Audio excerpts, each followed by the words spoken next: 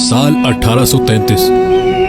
जब कबीला बनी आस के लोग आज जहां दुबई है यहां आकर रहना शुरू हो गए, उस वक्त ये जगह मुकम्मल रेगिस्तान थी और ये अबू धाबी के कंट्रोल में था।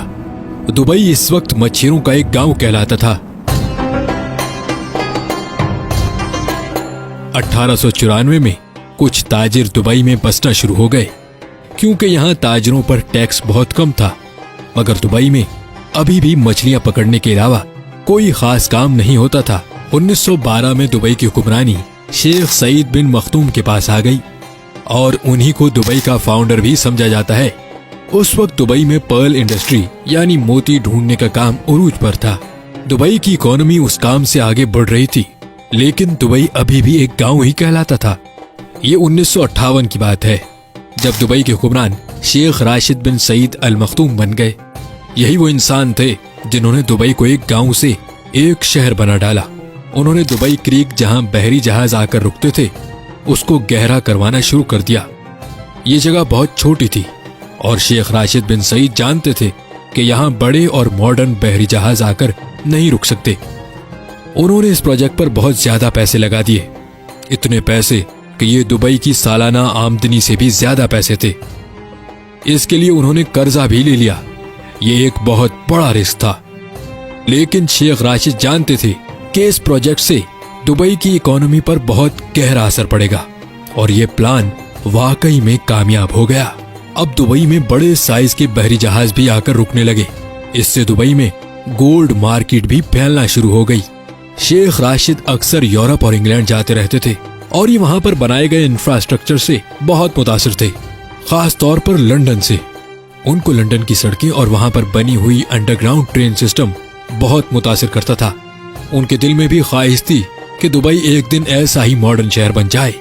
शेख राशिद ने दुबई को एक शहर की शक्ल देना शुरू कर दी। साल 1959 में उन्होंने दुबई में एक मॉडर्न एयरपोर्ट भी बनवा दिया।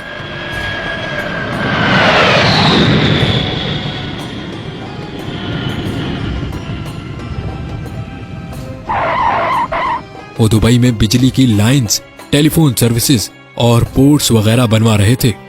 लोग समझते थे कि शेख राशिद पैसे जाया कर रहे हैं और दुबई कभी भी एक मॉडर्न और इंटरनेशनल शहर नहीं बन सकेगा। मगर 1966 में दुबई की किस्मत बदल गई। ये वो साल था जब दुबई में ऑयल डिस्कवर हुआ, लेकिन यहाँ तेल के ज़खायर इतने नहीं थे।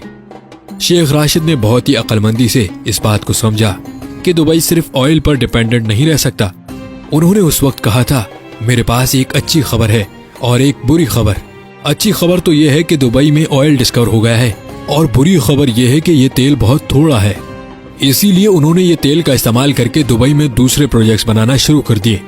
उन्होंने दुनिया भर से बड़े बड़े इंजीनियर्स और आर्किटेक्चर्स को बुलवाकर दुबई को मजीद तामीर करवाना शुरू कर दिया। जैसा कि 1979 में दुबई में एक ऊंची बिल्डिंग बनाई गई, ऐसे कई प्रोजेक्ट्स दुबई में शुरू हो रहे थे। 1981 में शेख राशिद इस दुनिया से चले गए।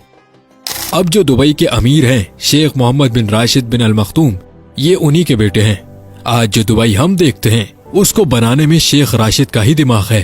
उन्होंने दुबई में ऊंची ऊंची बिल्डिंग्स बनाना शुरू कर दी। फिर इस काम में भी एक मसला था। मसला यह था कि कच्ची मिट्टी पर इतनी बड़ी बिल्डिंग्स कैसे खड़ी की जाएं। मगर शेख मोहम्मद बिन राशिद ने उसका हल भी ढूंढ निकाला। शेख मोहम्मद बिन राशिद ने महसूस किया दुबई के अतराफ पहाड़ वी शेप में बने हुए हैं, यानी यहाँ जरूर कभी पानी मौजूद होगा जो पहाड़ों की शेप कटी हुई है। उन्होंने यहाँ ड्रिलिंग करवाई और वहाँ वाकई में पानी मौजूद था और यही पानी दुबई की ऊंची ऊंची बिल्डिंग्स खड़ा रखने में काम आया। जहाँ बाकी अरब ममालिक जो तेल की दौलत पर अपना मुल्क चलाते हैं, वहीं शेख मोहम्मद बिन राशिद जानते थे दुबई को तेल पर जिंदा नहीं रखा जा सकता।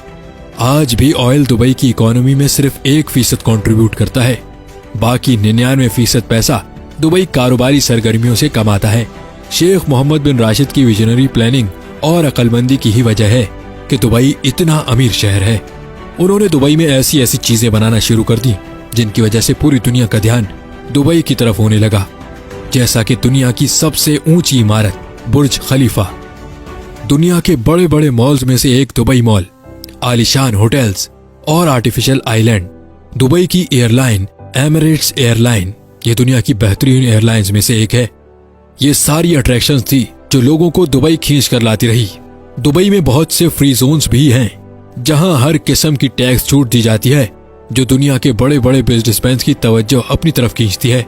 ये फ्री जोन्स दुबई की इकोनॉमी का 20% हिस्सा बनते हैं, जहां तकरीबन 1.5 करोड़ के करीब लोग नौकरी करते हैं। दुबई में आज 80% के करीब वो लोग हैं जो बाकी कंट्रीज से दुबई में आकर सेटल्ड हैं। आज दुबई में वो लोग भी हैं जो मेहनत करके पैसे कमाकर अपने प्यारों को वापस घर पैसे भेजते हैं, और वो लोग भी हैं जिनके पास बहुत सा पैसा है। दुबई में हर वो सहूलत मौजूद है जो दुनिया के बड़े बड़े मिलियनर्स और बिलियनर्स को अपनी तरफ लाती है।